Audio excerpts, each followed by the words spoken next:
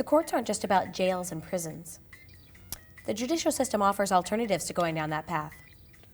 I think I went down that path on my hike last weekend. When you get to the Y in the road, you go to the right or the left. I can never remember. Another great opportunity that exists in the court system is called STOP, which stands for Sanctions, Treatment, Opportunity, and Progress. It's part of Multnomah County Adult Drug Court. That's probably why they call it STOP. It's designed to offer an opportunity for people who face felony-level drug-related charges, so most commonly possession of heroin, possession of methamphetamine, any other scheduled controlled substances. Once they are facing those charges within the court system, to have an opportunity to do a drug and alcohol treatment program. The goal generally is that they not have the rearrests or new convictions once they complete the drug and alcohol treatment program. Driving under the influence of intoxicants. Yeah. Well, it's not uncommon for people from every walk of life to be pulled over for being under the influence of something. Ooh, for those people who have sobriety is a constant struggle, there's something called DISP, or DISP. It stands for DUII, Intensive Supervision Program. It can help. It's really a treatment court, and I think studies have shown time and time again that unless you deal with the underlying reason for the criminality, throwing them in jail isn't going to solve the problem. They're going to get out and they're going to drink again, and they're then going to be another danger to you and I. So unless you deal with the underlying cause, which in this case is addiction, you haven't solved any problem. So our goal in the treatment court is to deal with that addiction. It's phenomenal that 88% of the people who successfully graduate from the DISP program no longer have any involvement in the criminal justice system during our current tracking period, which is 12 years. So the program works.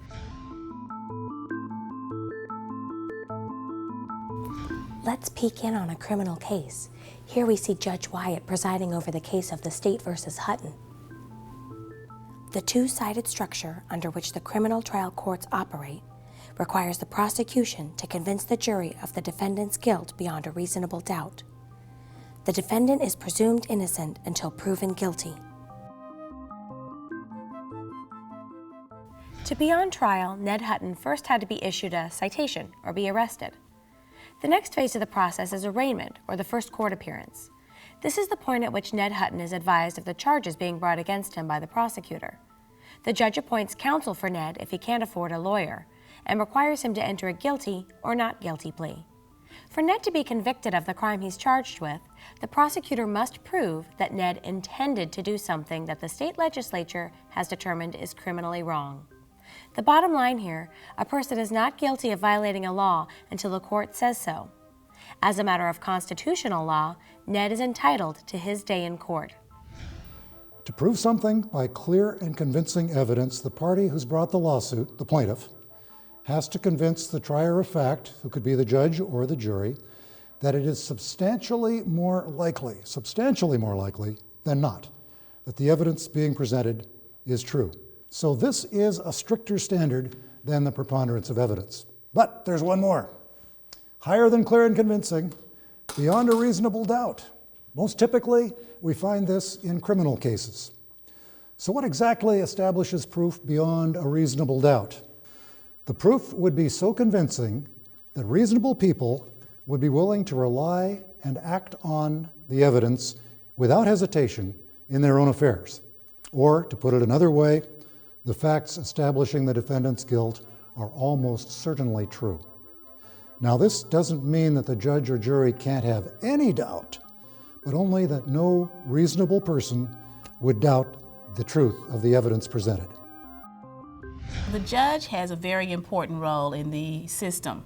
And what we do is we maintain order in our courtrooms, we interpret the law, and we keep the pace of the hearing or trial going. It includes deciding what evidence you will get to hear, what evidence the law says you may not hear. You may disagree with the decisions that we make, but one thing you can be confident of is that our decision was made impartially, and what I mean by that, it was made without outside influence. Impartiality has everything to do with giving parties a fair opportunity to be heard and then understanding the arguments. To those arguments, then applying a fair reading of the law. If a party decides to give up or waive the right to a jury trial, then the judge takes on both roles, the role of deciding the facts as well as interpreting and applying the law. And of course, that means all the weight is on the judge's shoulders. Hey, remember how you were talking about alternatives to criminal prosecution and stop and disp and stuff? Hey, I've got a specialty court here that I bet you've never even thought about. How do you know what I think about? Psychic. Mental health court. So mental health court is for individuals who commit low-level crimes and they might have some mental health problems. So it's small stuff like nuisance crimes, minor offenses. In my mind, what we're trying to do is we're trying to identify these people who are mentally ill and in the criminal justice system and help them move out of that system and help keep them out. The focus for us is, do they have the mental illness? Do they have the right crime? And will our court be able to support them and help them meet the court criteria to successfully complete their probation or whatever it is they need to be doing to move out of the criminal justice system? So I hope by now that we've quite clearly established the differences between civil and criminal cases, the role of the judge and the jury. But what about verdicts and sentencing? There are verdicts in both civil and criminal trials. If a jury finds a defendant liable in a civil trial, the jury gets to decide, within the limits of the law, what the plaintiff's compensation will be. In a criminal trial, when the jury or the judge finds a defendant guilty, the judge decides what the sentence will be. Criminal sentencing also occurs after a defendant enters a guilty or no contest plea. The law establishes guidelines for the judge to follow in issuing a sentence, such as the type of crime and the defendant's criminal history. But the judge in a criminal case generally has some leeway in determining what the penalty will be. The verdict has been announced and sentencing has taken place. Where does it go from here? Is it the slammer, the clink, jail, prison? What is the correct term? Misdemeanors carry a term of 1 year or less, and you go to jail, which is a county or city administrated institution. Many misdemeanor sentences are actually just a fine, without a jail sentence. Felonies carry a term of more than 1 year in a state or federal prison. Okay, it's a lot more complicated than that. But that's the simple take on jail versus prison and how the crime you've committed decides your destination. And for most of us in criminal court, it's not just going to be about jail or prison, but parking tickets or getting caught speeding. These are known as violations. No custody, no probation, but yes, you guessed it, a fine. And that's why there's a whole area dedicated to payment collections here at the courthouse.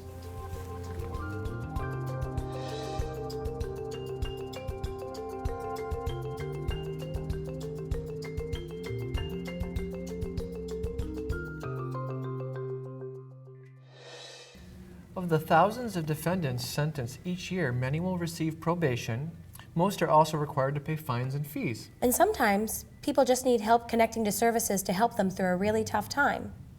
Family Court Services support Domestic Relations Court in providing direct services to parents and children who are experiencing the transition of divorce or separation. We know now very clearly that if we can help parents reduce their conflict by reaching practical agreements about their children will not be exposed to conflict that we know is harmful. And we know that when parents have less conflict, children are more likely to have access to both parents. And we know, again, from research and probably common sense, that most of the time it's really important for kids to have relationships that are solid with both parents. So what our hope is that all of the things we do here all serve to reduce conflict between parents and increase the likelihood that children are going to have positive connections with both of the important adults in their life. The goal of these specialty and support programs is to improve the lives of people and their families, and to strengthen and protect the communities we live in. And I've got to say, there's another gem down the hall, court care. We've got 3 caregivers who can take care of children under the age of 6. the greatest benefit is for the kids. The children are saved from having to witness a parent possibly being taken away from a courtroom in handcuffs, or from having to listen to a parent recount an event of domestic violence, or from listening to their parents fight over the child. And so that is a huge benefit to each child. We are averaging 80 to 100 children a month in court care, and these are children who are under 6, who are our most vulnerable children.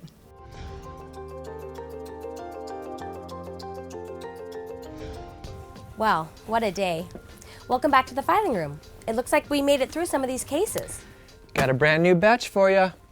Oh, couldn't we save some of these till tomorrow? Whether you've been here to pay a parking ticket, for jury duty, or for your day in court, I hope we've managed to demystify the workings of the courthouse. And shown that there are many positive steps being taken to help people get back on track with their lives and become productive citizens. The courthouse is vital to the American way of life, and there's a lot more going on here than just sentencing criminals. The courts are there for you and me. They protect our individual rights and assure that no one is above the law. And remember, everyone is entitled to their day in court.